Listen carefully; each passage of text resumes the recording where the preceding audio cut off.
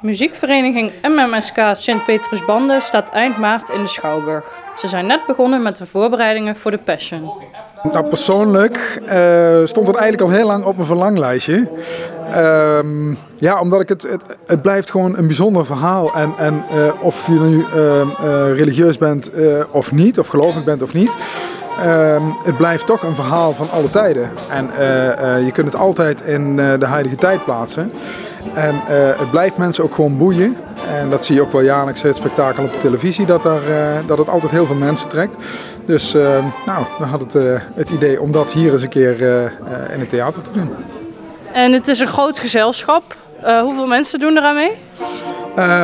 Ja, sowieso de muzikanten. Ons eigen orkest, MMSK, met ongeveer 30, dus 30 en de 35 muzikanten. Maar we worden met een aantal muzikanten aangevuld nog. We hebben 2 cello's erbij, een combo erbij. Maar ook een koor van 8 zangers en zangeressen. En natuurlijk dan de solisten en nog wat figuranten. Dus al met al denk ik dat we tussen de 60 en de 70 mensen komen wel uit, ja. En gaan we bekende liedjes terug horen? Ja, we hebben wel gekozen uit nummers die in het verleden de Passion gespeeld zijn. Daar hebben we een selectie van gemaakt en ook gezorgd dat die nummers zeg maar passen in het verhaal zoals wij dat vertolken. Dus daar heb je wel een bewerking op gemaakt? Ja, we hebben alle arrangementen zelf geschreven.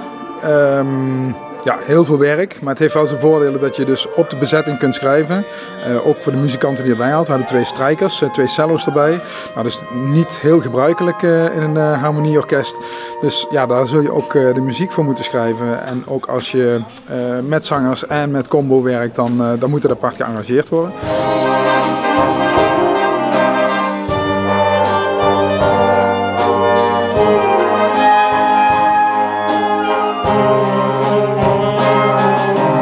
En is het een grote uitdaging om zo'n groot muzikaal spektakel als The Passion te vertolken?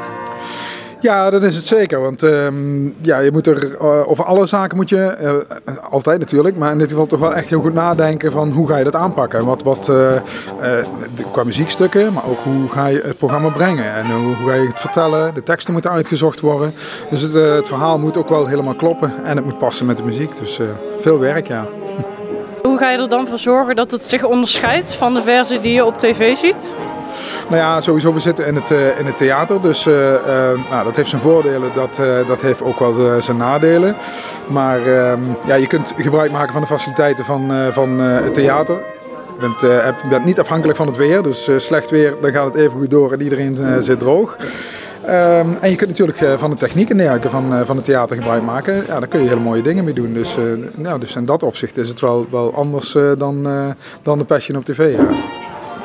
Net als het tv-evenement vindt ook de voorstelling op Witte Donderdag plaats.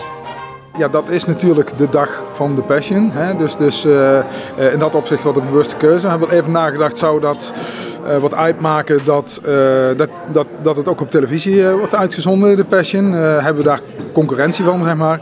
Ik denk dat mensen die graag willen komen, dat die toch wel zullen komen. En dan kunnen ze de tv-uitzendingen altijd nog een andere keer kijken.